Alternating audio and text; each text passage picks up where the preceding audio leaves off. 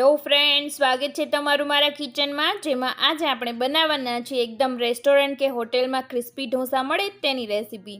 જો તમારા ઢોસા એકદમ હોટેલ સ્ટાઇલમાં ન બનતા હોય, એકદમ ક્રિસ્પી આવા બ્રાઉન કલરના ન બનતા હોય તો આ રેસીપીને ચોક્કસથી જોજો. તેમાં મેં બધી જ ટિપ્સ અને ટ્રિક્સ આપેલી છે, તો જોવાનું નહીં ભૂલતા. અને સાથે જ હવે આપણે એક સાઉથ ઇન્ડિયન ડિશની સિરીઝ શરૂ કરીશું, કારણ કે આ એક જ વિડીયોમાં બધી રેસીપીનો સમાવેશ કરીએ તો વિડીયો ઘણો લાંબો થઈ જાય. માટે આગળની સિરીઝમાં આપણે ચટણીઓ, સાંભાર અને ઢોસાની અંદર જે વિવિધ પ્રકારના મસાલા ભરીએ એ રેસીપીને જોશું. અને સાથે જ આ એક જ ઢોસાના ખીરામાંથી બીજા અલગ વિવિધ પ્રકારના ઢોસા તેમજ ઇડલી સાંભારની રેસીપી પણ આપણે આગળના વિડીયોમાં જોશું. તો આ સિરીઝને ચોક્કસથી જોજો. અને તમને મારી આજની આ રેસીપી ગમે તો લાઇક, શેર અને સબસ્ક્રાઈબ કરવાનું નહીં ભૂલતા.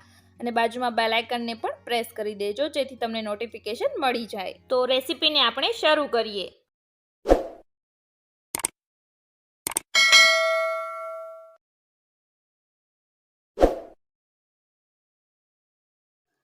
તો ઢોસા બનાવવા માટે સૌથી પહેલાં આપણે ચોખાની જરૂર પડશે. તો સૌથી પહેલી ઢોસા બનાવવા માટેની ટિપ્સ એ છે કે એના માટે તમે જે પણ ચોખા લો એ હંમેશા ખીચડિયા ચોખા જ લેવાના છે, બીજા એક પણ ચોખાનો ઉપયોગ નથી કરવાનો. અને સાથે જ અહીંયા મેં વાટકીથી માપ લીધેલું છે, જેથી તમને પણ માપ સાઇઝમાં સરળતા રહે. તો તમે જે પણ વાટકીનો ઉપયોગ કરો એ જ વાટકીથી આપણે બધી જ વસ્તુઓનું માપ લેવાનું છે. તો અહીંયા ટોટલ આપણે 3 વાટકી આ રીતના ચોખા લઈ લેવાના છે. અને આ રેસીપીમાં હું તમને ઢોસાનું પ્રીમિક્સ કેવી રીતે બનાવવું એ પણ શીખવીશ. આ પ્રીમિક્સ તમે લાંબો ટાઈમ સુધી સ્ટોર પણ કરી શકશો. અને અચાનક જો ઢોસા બનાવવાનું થાય તો સવારે તમે જે પ્રીમિક્સ બનાવીને રાખેલું હોય એને પલાળી દો તો સાંજે તમારા ઢોસા તૈયાર થઈ જશે.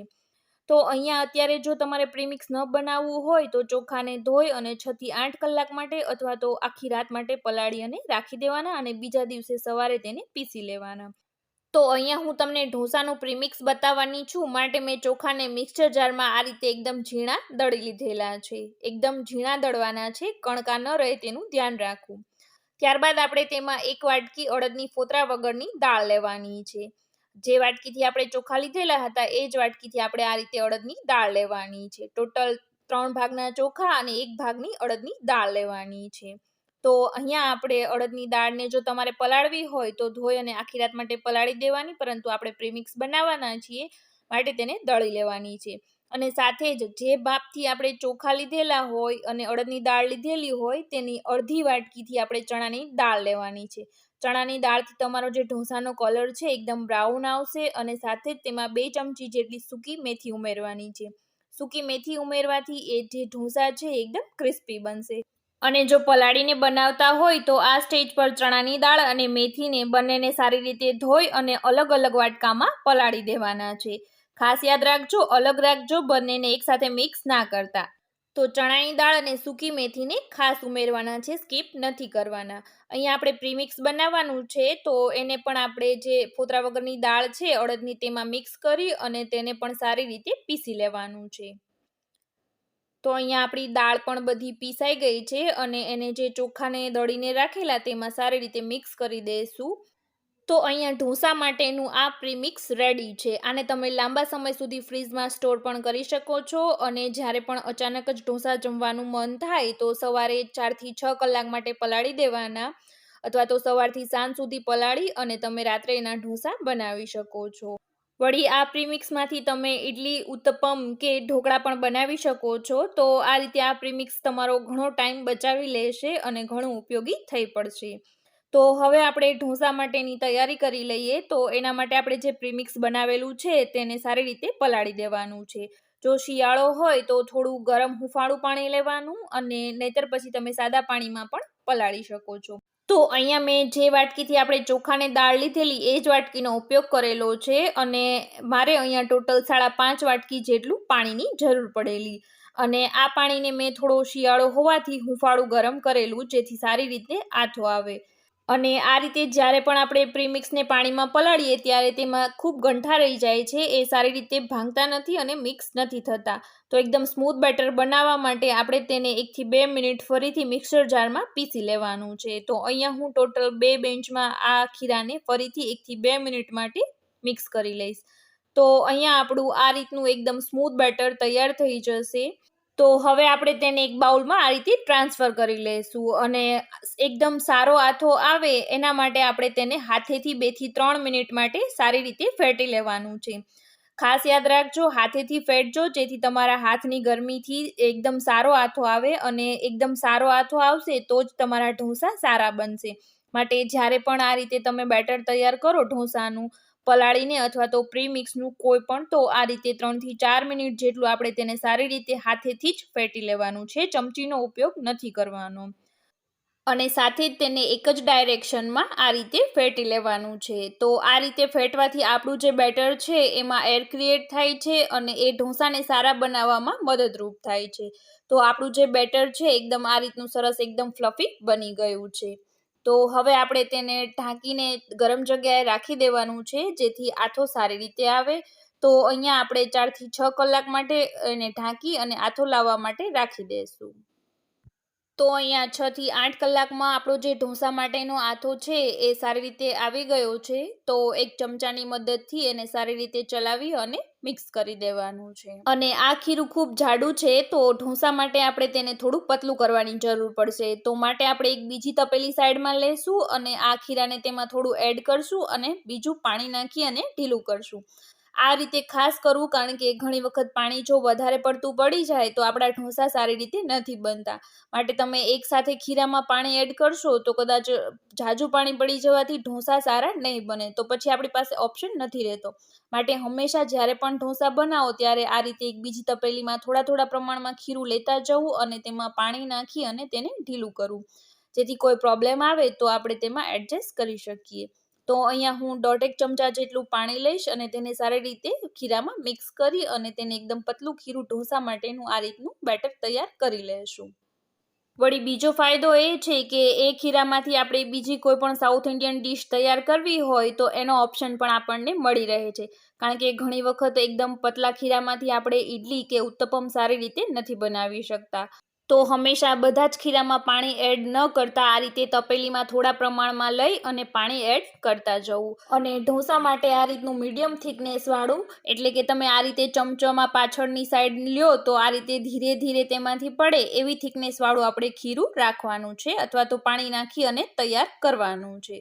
તો આ રીતનું આપણું ખીરું છે એ ઢોસા માટે એકદમ રેડી થઈ ગયું છે. તો હવે આપણે તેમાંથી ઢોસા બનાવવાનું શરૂ કરીશું. એની પહેલાં એમાં જે ખીરું છે એટલા પ્રમાણમાં આપણે મીઠું એડ કરી દઈશું. તો અહીંયા મેં એક નાની ચમચી જેટલું તેમાં મીઠું એડ કરેલું છે અને તેને પણ આપણે સારી રીતે ચલાવી અને મિક્સ કરી દઈશું. તમે તમારા સ્વાદ પ્રમાણે વધારે કે ઓછું મીઠું એડ કરી શકો છો. તો હવે આપણે ઢોસા બનાવવાનું શરૂ કરીશું. તો એના માટે સૌથી પહેલાં મેં અહીંયા ગેસ ચાલુ કરી અને ઢોસાની જે લોટી હોય તેને ગરમ કરી લીધેલી છે અને તે થોડી ગરમ થાય ત્યારબાદ આપણે તેને પાણીનો આ રીતે છંટકાવ કરી અને તેનું જે ટેમ્પરેચર હોય તેને ડાઉન કરી લેવાનું છે. તો જ્યારે પણ તમે જેટલી પણ વાર ઢોસો બનાવો ત્યારે આ રીતે પાણી નાખી અને ભીના કપડાથી તેને લૂછી લેવાનું છે. એક ઢોસો બની જાય ત્યારે ફરીથી આપણે બીજી વખત બનાવવાનો હોય ત્યારે પણ આ રીતે પાણી નાખી અને એનું ટેમ્પરેચર ડાઉન કરી લેવાનું છે. તો એક સારો ઢોસો બનાવવાની આ પણ એક ખાસ ટ્રિક્સ છે. માટે જ્યારે પણ તમે ઢોસા બનાવો, જેટલી પણ વાર ઢોસા બનાવો ત્યારે દરેક ઢોસા વખતે તમારે તેનું ટેમ્પરેચર આ રીતે એડજસ્ટ કરી લેવાનું છે જેથી આપણા ઢોસા સારા બને. અને ત્યારબાદ ઢોસા માટેનો જે પણ ચમચો લો એ આ રીતનો એકદમ ઊંડો હોય એવો લેવાનો છે, કારણ કે આપણે ચમચાની મદદથી જ ઢોસાને લોટી પર ફેલાવવાનો છે. તો એ ઊંડો હશે તો એ સારી રીતે ફેલાઈ જશે. ત્યારબાદ આપણે વચ્ચે ખીરાને નાખી અને આ રીતે ચમચાની મદદથી વચ્ચેથી ગોળ ફેરવવાનું શરૂ કરવાનું છે. જ્યારે પણ આ રીતનું એકદમ ક્લિયર થવા લાગે એટલે આપણે ચમચાને આગળ વધારતા જવાનું છે અને ધીરે ધીરે ઢોસાના ખીરાને આખી લોઢી પર પાથરી દેવાનું છે. આ રીતે રાઉન્ડ ફેરવી અને આપણો આખો ઢોસો સારી રીતે પાથરી દેવાનો છે. તો શરૂઆતમાં તમને કદાચ આ થોડું હાર્ડ લાગશે, પરંતુ થોડી પ્રેક્ટિસ કરશો તો એકદમ ઇઝીલી થઈ જશે. અને જ્યારે પણ આ ઢોસો આખો પથરાઈ જાય એટલે થોડી જ વારમાં એ કોરો થવા લાગશે. ત્યારે આપણે તેના ઉપર ઘી, તેલ અથવા તો બટર લગાવી દેવાનું છે. તમારી પાસે જે પણ અવેલેબલ હોય એ તમે લગાવી શકો છો. પણ તેલ કરતાં જો તમે ઘી કે બટર લેશો તો ઢોસાનું ટેક્સચર અને ટેસ્ટ બંને ખૂબ સારા આવશે. માટે હંમેશા બટર અથવા તો ઘીનો જ ઉપયોગ કરવો તેલ કરતાં. આ રીતે બટર અથવા તો ઘી બ્રશની મદદથી ચારે બાજુએ લગાવાઈ જાય એટલે આપણે લોઢીને ચારે બાજુએ ફેરવતી રહેવાની છે. કારણ કે આપણી જે ગેસની ફ્લેમ હોય એકદમ નાની હોય, હોટલ કે રેસ્ટોરન્ટમાં મોટા લોઢી ઉપર થતું હોય તો એનું જે ટેમ્પરેચર હોય એ આખા લોઢીમાં હોય, પરંતુ આપણું ગેસનું જે બર્નર હોય એ ખૂબ નાનું હોય છે, માટે એક જ જગ્યાએ ઢોસો બ્રાઉન થાય એવું ન બને એના માટે આપણે લોઢીને ચારે બાજુએ ફેરવતું જવાનું છે. મીન્સ કે જે પણ પાર્ટ આપણો ઢોસાનો બ્રાઉન થઈ જાય ત્યારબાદ આપણે લોઢીને આ રીતે ફેરવતું જવાનું છે, અને લોઢીને આ રીતે ચારે બાજુએ ફેરવી અને આપણા આખા ઢોસાને આપણે બ્રાઉન કરી લેવાનો છે. તો આ રીતે આપણે ધીરે ધીરે લોઢીને ચારે બાજુએ ગેસની ફેરવતા જશું અને થોડી જ વારમાં આપણો જે ઢોસો છે એ બ્રાઉન થઈ જશે. તો અહીંયા તમે જોઈ શકો છો એમ હવે આપણો જે ઢોસો છે એ ઓલમોસ્ટ સરસ મજાનો આખો બ્રાઉન થઈ ગયો છે, અને આ સ્ટેજ પર તેમાં કોઈ પણ મસાલો ફિલ કરવો હોય તો એ મસાલાને તમે ફિલ કરી દો. તો હવે આપણો જે ઢોસો છે એ એકદમ રેડી થઈ ગયો છે, તો એને એક સર્વિંગ પ્લેટમાં લઈ લઈએ. તો એકદમ હોટેલ જેવો જ ક્રિસ્પી એવો ઢોસો આપણો રેડી થઈ ગયો છે, જે દેખાવ અને ટેસ્ટ બંનેમાં ખૂબ સરસ છે. તો અહીંયા બીજી એકવાર પણ હું તમને ઢોસો બનાવી અને બતાવી દઉં. તો ચમચાનું ખાસ ધ્યાન રાખવાનું છે, એકદમ હળવા હાથે આ રીતે રાઉન્ડમાં ફેરવતું જવાનું છે. એકદમ વધારે પડતો વજન ચમચા ઉપર નથી આપવાનો, પરંતુ એકદમ હળવા હળવા હાથે ચમચાને આ રીતે ગોળ ગોળ ફેરવતા જવાનું છે, જેથી આપણો જે ઢોસો છે એ એકદમ ઇક્વલી સરસ રીતે આખી જ લોઢીમાં સારી રીતે સ્પ્રેડ થઈ જશે. તો આ રીતે ચમચાથી જેમ જેમ તમે પ્રેક્ટિસ કરશો એમ તમને સારી રીતે ઢોસા બનાવતા આવડી જશે. તો અહીંયા લોઢીને ચારે બાજુએ આ રીતે ગેસની ફ્લેમમાં ફેરવતું જવાનું છે, તો આપણો સરસ મજાનો ક્રિસ્પી એવો બ્રાઉન હોટેલ જેવો જ ઢોસો તૈયાર થઈ ગયો છે, જે ટેસ્ટ અને ટેક્સચર બંનેમાં જ એકદમ રેસ્ટોરન્ટ કે હોટેલ સ્ટાઇલમાં બન્યો છે. તો આગળ મેં જે પણ તમને ટ્રિક્સ અને ટિપ્સ આપેલી એ ટિપ્સ અને ટ્રિક્સને ચોક્કસથી ફોલો કરજો, જેથી તમારો ઢોસો પણ એકદમ આ રીતનો બ્રાઉન અને ક્રિસ્પી બનશે અને તમારા ઘરના લોકો તમારા વખાણ કરતા નહીં થાકે. તો આશા છે કે તમને મારી આજની આ રેસીપી ખૂબ જ ગમી હશે, અને હજી પણ આગળ આપણે જે આ સિરીઝ ચલાવીશું એ પણ તમે ચોક્કસથી જોજો, અને જો મારી રેસીપી ગમે તો લાઇક, શેર અને સબસ્ક્રાઈબ કરવાનું નહીં ભૂલતા, અને સાથે જ બાજુમાં જે બેલ આઇકન છે એને પણ પ્રેસ કરી દેજો, જેથી જે પણ નવી રેસીપી આવે એનું નોટિફિકેશન તમારી પાસે તરત જ આવી જાય. તો ફરી મળીશું એક નવી રેસીપી સાથે.